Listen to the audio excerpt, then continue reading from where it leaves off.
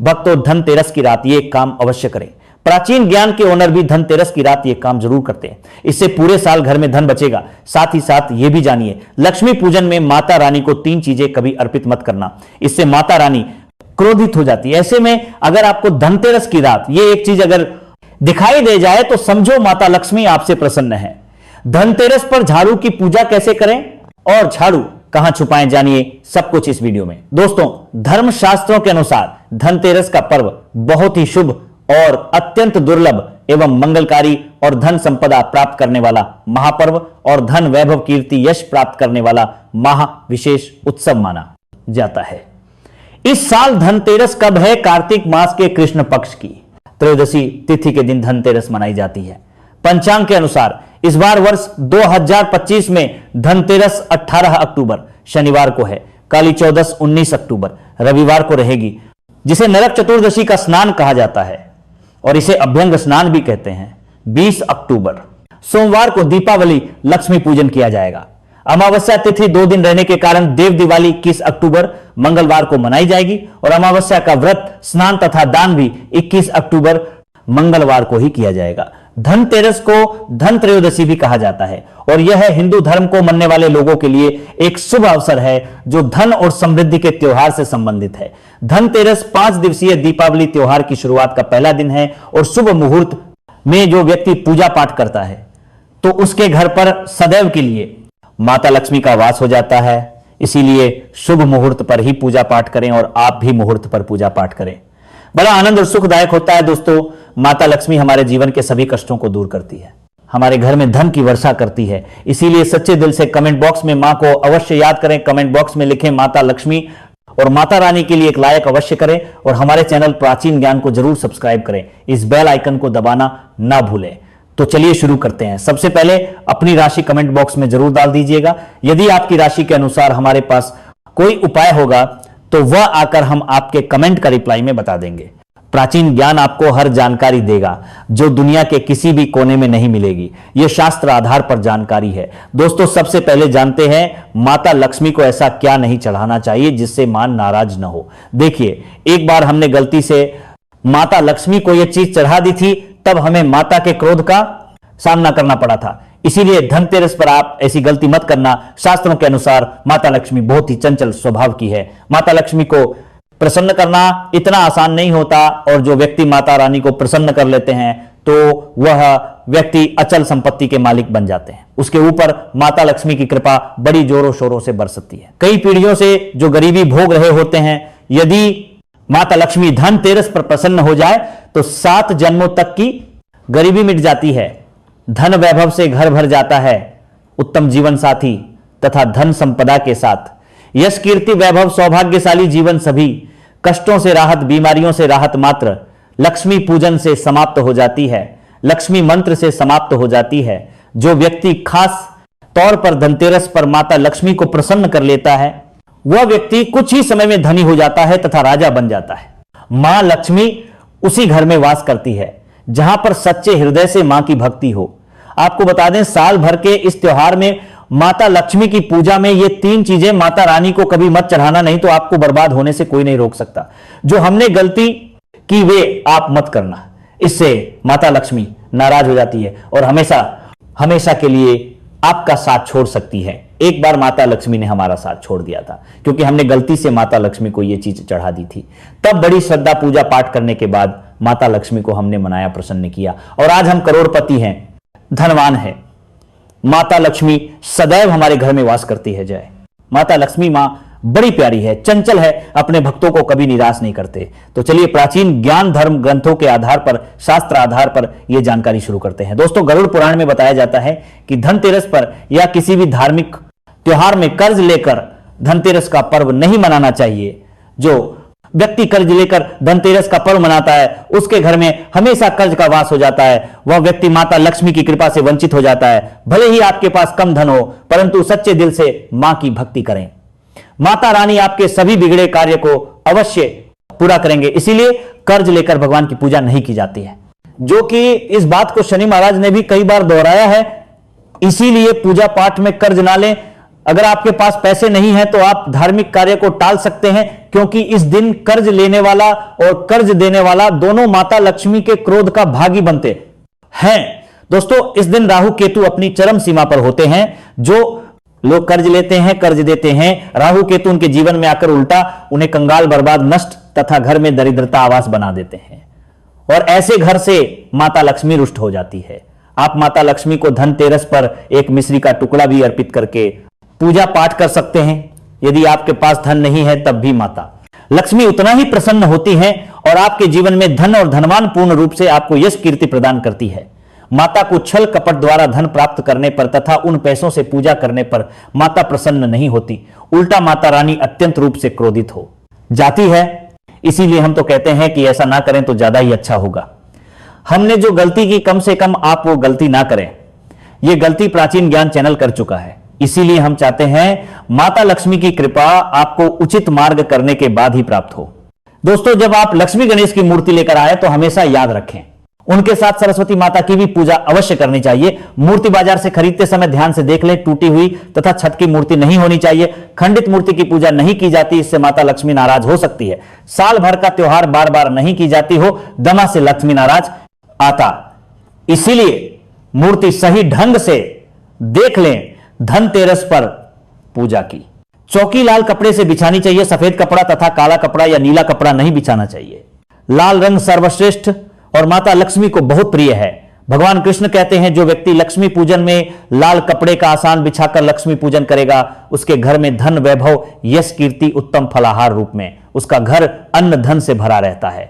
घर में सुख समृद्धि की कोई भी कमी नहीं रहती। इससे लक्ष्मी अत्यंत प्रसन्न होकर इस आसन पर विराजमान होती है और प्रसन्न होती हैं। राधा कृष्ण चैनल आपको बारी बारी जानकारी बताएगा।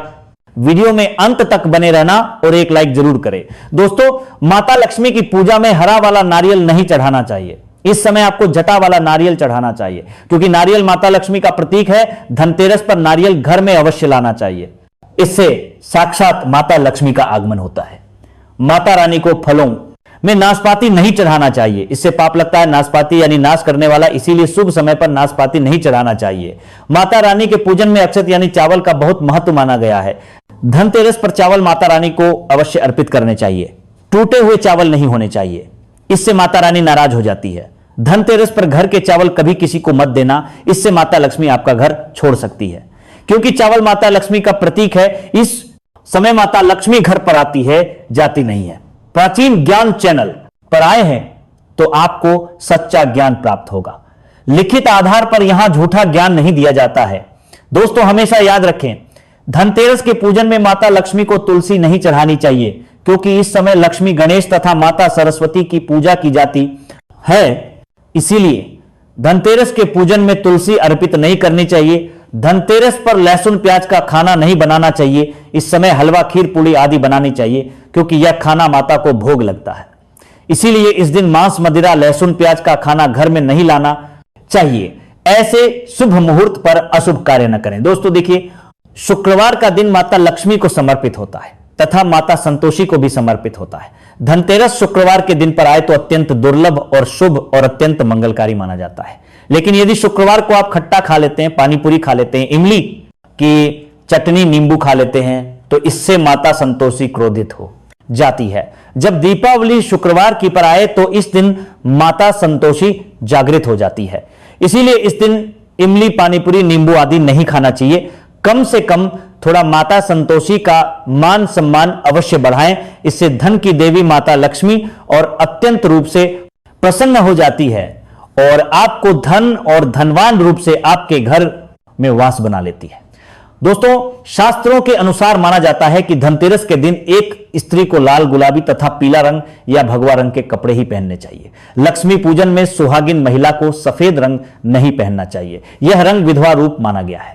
तथा काला रंग भी पहनकर पूजा नहीं करनी चाहिए, इसे शुभ नहीं माना जाता।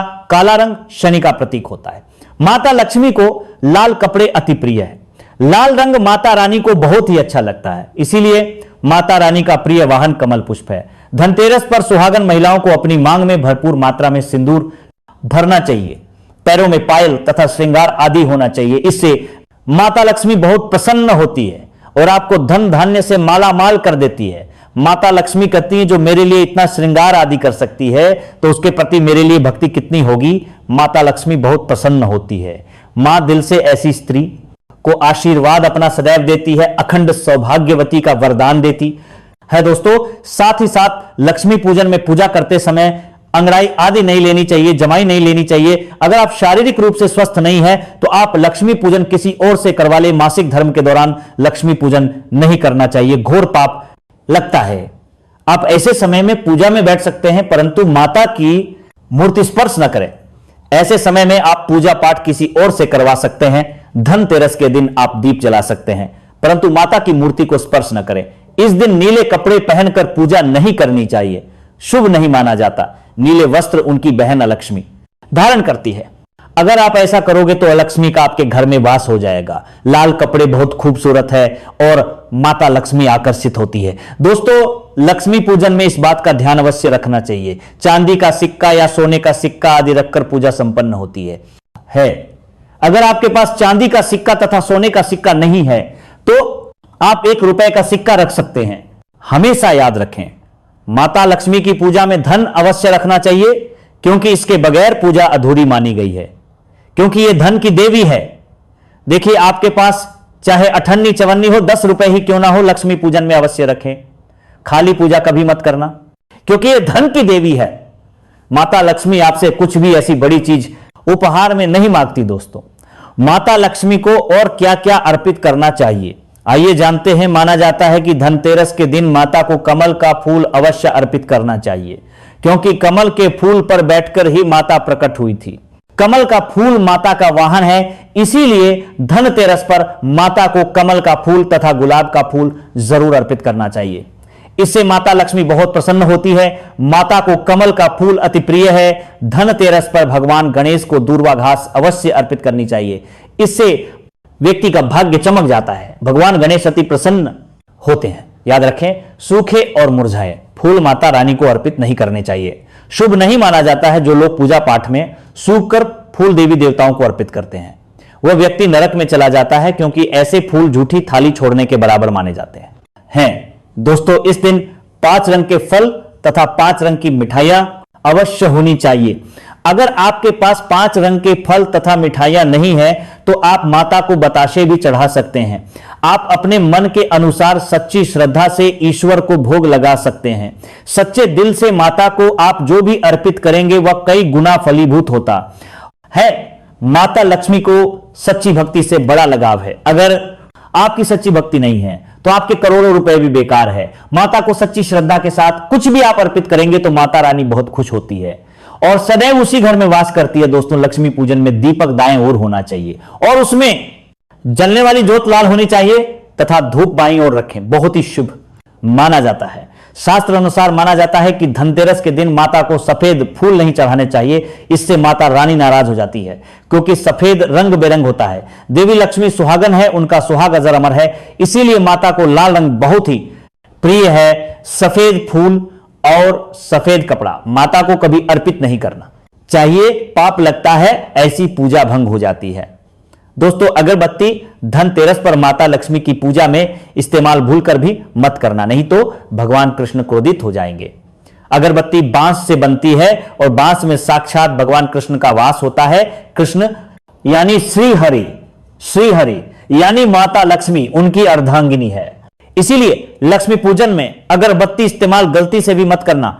माता लक्ष्मी भयंकर रूप से क्रोधित हो जाएंगी और उल्टा आपको बर्बाद कर देंगे। दोस्तों प्राचीन ज्ञान के अनुसार हमारे वेदों में बताया जाता है कि लक्ष्मी पूजन में विष्णु जी का ध्यान अवश्य कर लें। इसके बगैर धनतेरस की पूजा अधूरी मानी जाती है क्योंकि माता रानी विष्णु भगवान के बगैर किसी भी पूजा पाठ में शामिल नहीं होती। इसीलिए धनतेरस पर पूजा में विष्णु भगवान का ध्यान अवश्य कर लें, इससे माता रानी की कृपा सदैव आप पर बरसेगी। शास्त्रों के अनुसार जरा आप ही सोचिए, अगर आपके पात्र रानी विष्णु भगवान का ध्यान अवश्य कर लें, पति के बगैर आपको कोई सम्मान देगा तो क्या आप उस सम्मान को स्वीकार करोगे? इसीलिए ऐसी पूजा व्यर्थ हो जाती है। इसी कारण भगवान विष्णु के बगैर उनका नाम जपे धनतेरस की पूजा अधूरी है। उनका नाम या स्मरण अवश्य कर लें। दोस्तों धनतेरस पर पूजा करते समय चूहा अगर आ जाए, छिपकली आदि आ जाए या आपके घर पर उल्लू आती है, जपर आदि आ जाए तो समझो साक्षात आपके घर में माता लक्ष्मी का आगमन हो चुका है। माता रानी आपकी भक्ति से बहुत प्रसन्न है। अब आप धनी होने वाले हैं, क्योंकि उल्लू माता लक्ष्मी का वाहन है और मुस्कराज भगवान गणेश का वाहन है। ऐसे में छिपकली माता लक्ष्मी का प्रतीक है। धनतेरस पर घर में बिल्ली का आना बहुत ही शुभ संकेत माना गया है। इसे साक्षात माता लक्ष्मी का आगमन माना गया है। धनतेरस के दिन अचानक से लंबी लंबी लाइन बनाकर चींटियों का चलना तथा गोलाकार में चींटियों का घूमना बहुत ही शुभ संकेत माना गया है। इसे साक्षात माता लक्ष्मी का आशीर्वाद माना गया है। इससे पता चलता है कि अब आपके घर में धन आने वाला है, आपके घर में पैसा आने वाला है। दोस्तों, खास धनतेरस पर गाय माता सर्वश्रेष्ठ और पूजनीय है। इस समय सभी देवी देवता गाय के अंदर वास करते हैं। इसे दोस्तों इस साक्षात माता लक्ष्मी का आशीर्वाद माना गया है। समय देव शक्तियां सक्रिय रहती है, इसीलिए गाय के चरण अवश्य स्पर्श करें। बहुत ही शुभ और मंगलकारी माना गया है। ऐसे में आप गाय माता से जो भी मांगोगे आपकी सभी इच्छा पूर्ण हो जाएगी। माता लक्ष्मी आपको धन धान्य से माला माल कर देगी, क्योंकि गाय में 33 कोटि देवी देवता वास करते हैं। उन सबका आशीर्वाद आपके ऊपर बरसेगा। दोस्तों, आप जानते हैं उपाय के बारे में, जिससे कि आपके जीवन में कभी धन की कमी ना हो। यह उपाय आपको खास धनतेरस पर करना है। दोस्तों, अक्षत का उपयोग यानी चावल शुभ माना जाता है। इसमें लक्ष्मी जी का वास होता है, माता लक्ष्मी प्रसन्न होती है। तो इसके लिए आपको 11 चावल के दाने यानी कि अक्षत लेना है और एक सबसे छोटा सामर्थ्य के अनुसार चांदी का सिक्का।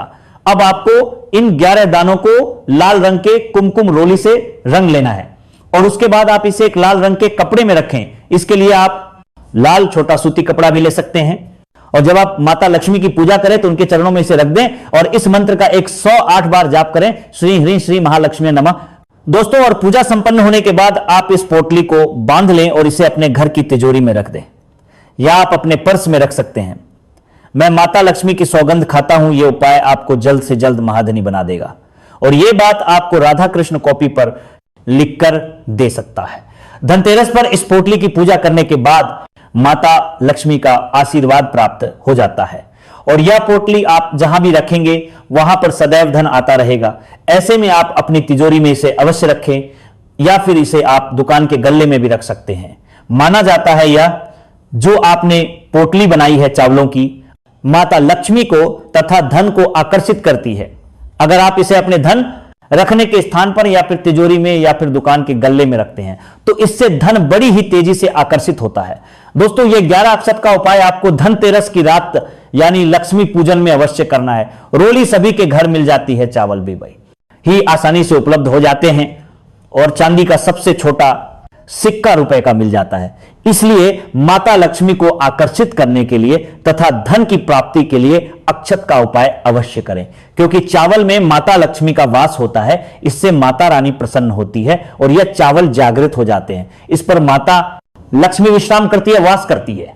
मान्यता के अनुसार धनतेरस पर इन वस्तुओं की खरीदारी करने से आपके घर में पूरे साल बरकत रहती है और आपको आर्थिक तंगी का सामना नहीं करना पड़ता। आइए जानते हैं क्या है ये चीजें। दोस्तों, पान के पत्ते मां लक्ष्मी को विशेष रूप से प्रिय माने जाते हैं, इसलिए धनतेरस के दिन पान के 5 पत्ते जरूर खरीद कर लाए। पान के पत्ते लेकर मां लक्ष्मी को चढ़ाएं और अगले दिन इन पत्तों को दीपावली का त्योहार पूरा हो जाने के बाद आप बहते जल में प्रवाहित कर सकते हैं।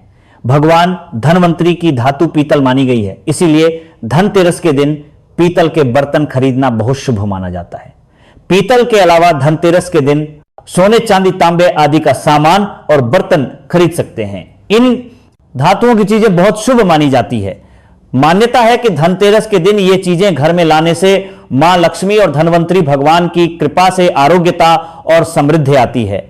धनतेरस के दिन लोहा खरीदना शुभ नहीं माना जाता है। मान्यता है कि धनतेरस पर कोई भी लोहे की नुकीली चीज भूलकर भी नहीं खरीदनी चाहिए, इससे आपको हानि हो सकती है। साथ ही धनतेरस पर एल्यूमिनियम की चीजें खरीदने से भी बचना चाहिए। धनतेरस के दिन शीशा या शीशे की बनी हुई चीजें नहीं खरीदनी चाहिए। इस दिन शीशा खरीदने से आपको नुकसान हो सकता है और घर की बरकत रुक सकती है। इस दिन सोने के आभूषण खरीदने की परंपरा भी है। सोना भी लक्ष्मी और बृहस्पति का प्रतीक है, इसीलिए सोना खरीदें। इस दिन चांदी खरीदने का प्रचलन भी है। कुछ लोग चांदी के सिक्के खरीदते हैं। इन सिक्कों पर माता लक्ष्मी और कुबेर की आकृति बनी होती है। इस दिन पुराने बर्तनों को बदलकर यथाशक्ति तांबे, पीतल, चांदी के गृह उपयोगी नवीन बर्तन खरीदते हैं। पीतल के बर्तन लक्ष्मी और बृहस्पति के प्रतीक है, अतः इस दिन सोना नहीं खरीद पा रहे हैं तो पीतल के बर्तन जरूर खरीदें। दोस्तों, माता को अपने घर पर बुलाने के लिए कमेंट बॉक्स में लिखें, माता लक्ष्मी आपका स्वागत है हमारे घर में। मां के लिए एक लायक तो बनता है और हमारे चैनल राधा कृष्ण को जरूर सब्सक्राइब करें। धन्यवाद।